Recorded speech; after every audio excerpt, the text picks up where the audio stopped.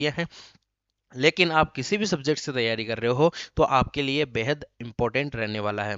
चलिए आज के सेशन को स्टार्ट करते हैं, लेकिन सेशन स्टार्ट करने से पहले मैं आपको बता देना चाहता हूँ, आप जितने भी लोग अभी मेरी क्लास को देख रहे हो, आप सभी से गुजारिश करता हूँ कि इस क्लास को लाइक करें, अपने दोस्तों के साथ शेयर करें और हमारे प्रबोध परिवार के साथ जुड़ने की कोशिश करें। चलिए बात करते हैं सबसे पहले हम लोग गणित शिक्षण विधियों की, जिसमें हम लोग आगमन विधि, निगमन विधि, विश्लेषण, संश्लेषण, ठीक है, प्रयोगशाला, अनुसंधान, समस्या समाधान विधि, परियोजना विधि, व्याख्यान विधि, विचार विमर्श विधि और खेल विधि, इन विधियों के बारे में हम लोग चर्चा करेंगे।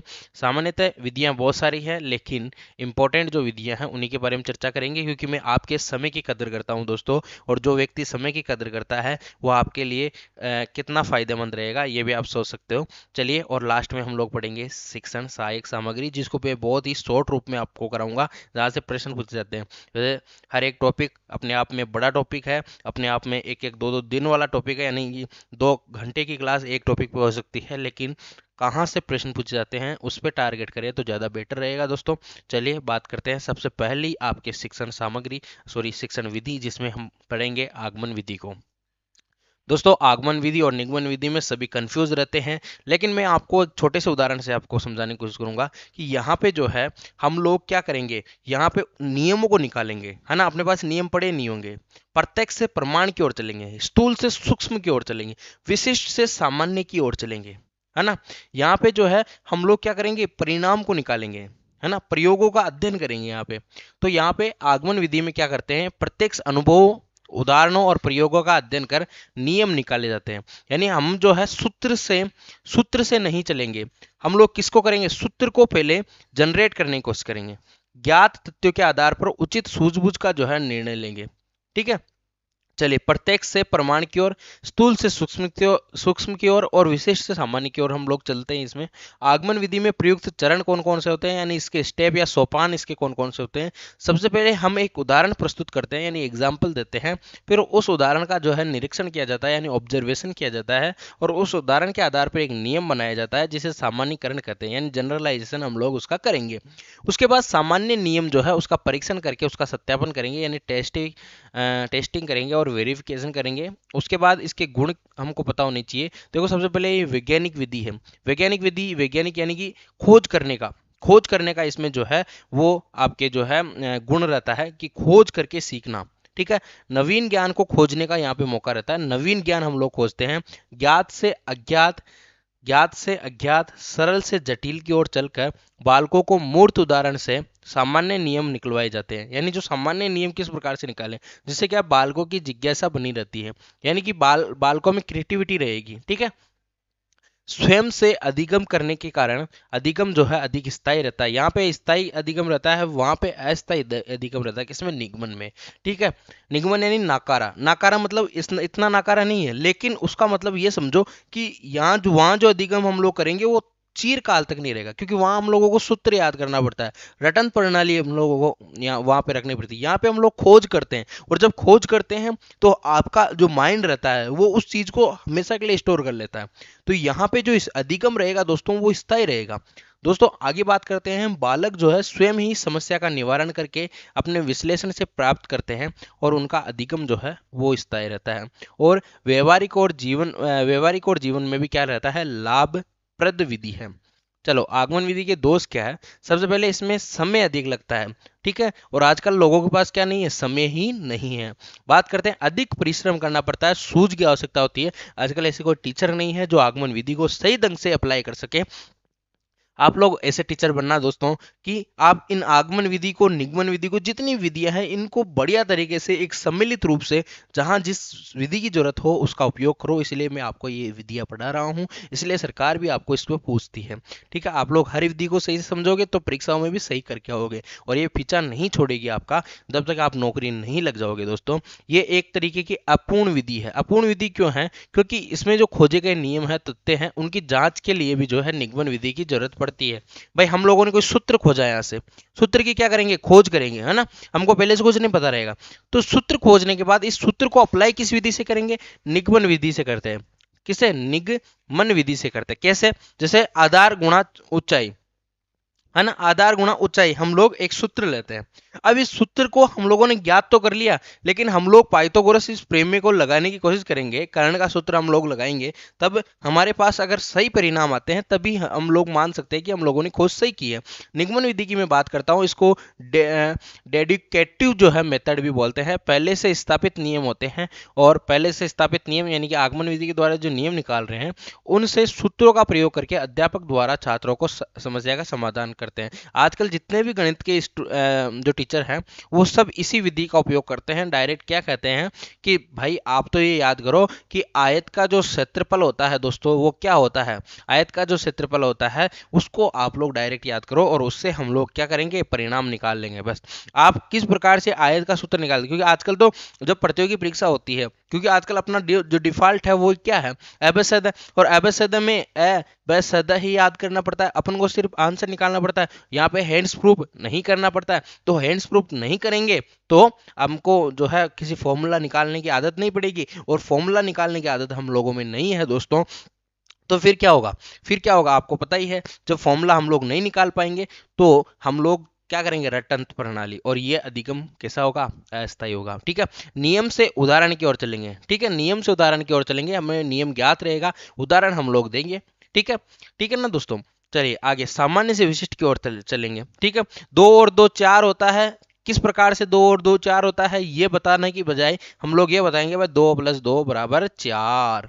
ठीक है दोस्तों, सूक्ष्म से स्थूल की ओर चलेंगे, प्रमाण से प्रत्यक्ष की ओर चलेंगे। ठीक है, प्रमाण अपने पास है, फिर प्रत्यक्ष की ओर चलेंगे। ठीक है दोस्तों, बात करते हैं इसके गुण। सरल है, सुविधाजनक है, और सुविधा सभी लेना चाहते हैं।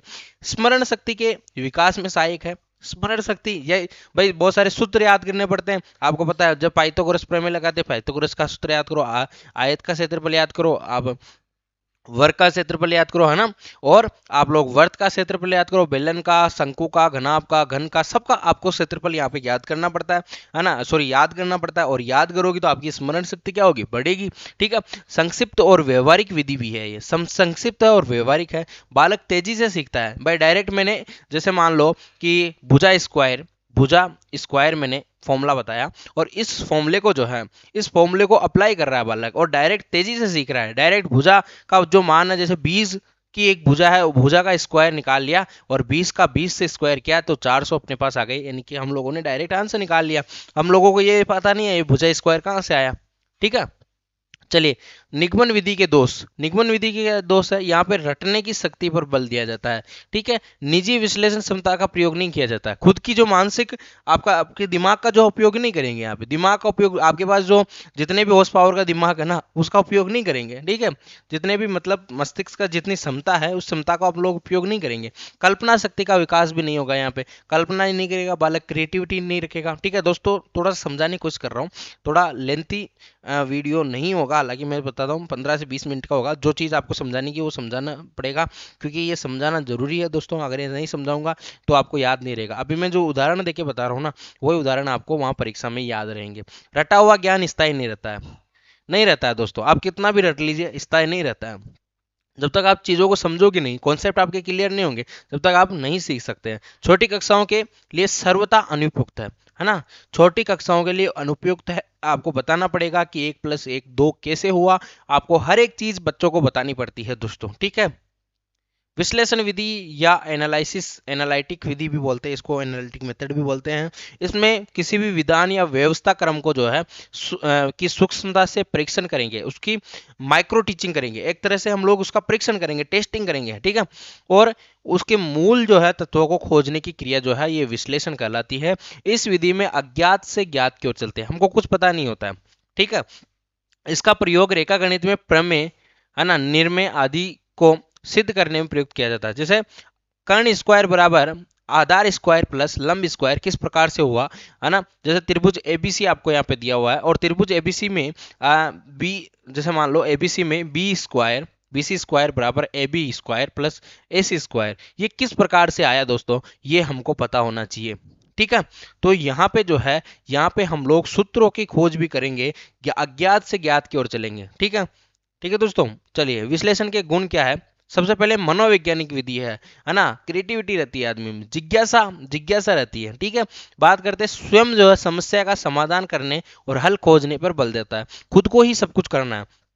अन्वेषण क्षमता अर्थात खोज करने की क्षमता का जो है विकास होता है और स्थायी ज्ञान जो है उत्पन्न होता है। ध्यान रखना, विश्लेषण में स्थायी रहता है, संश्लेषण में स्थायी नहीं रहता है ना। विश्लेषण विधि के दोष क्या होते हैं? अधिक समय लेने वाली,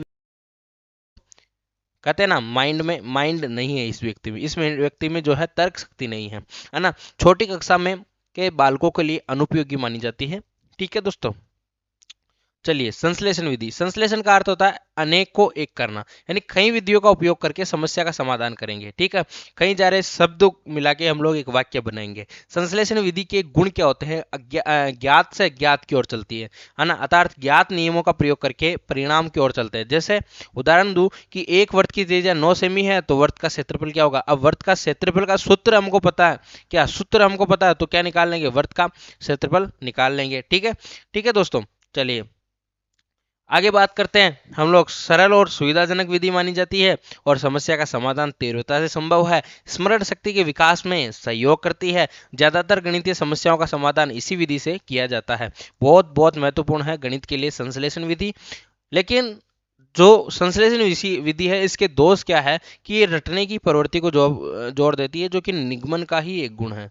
क्या है? निगमन विधि का ही एक गुण है। और विश्लेषण विधि आगमन का ही एक गुण मान सकते हैं। यहाँ पे नवीन ज्ञान, तार्किक क्षमता और चिंतन का जो है खोज वोज यहाँ पे नहीं होता है, यहाँ पे कोई जरूरत नहीं है। यहाँ पे अपन को सूत्र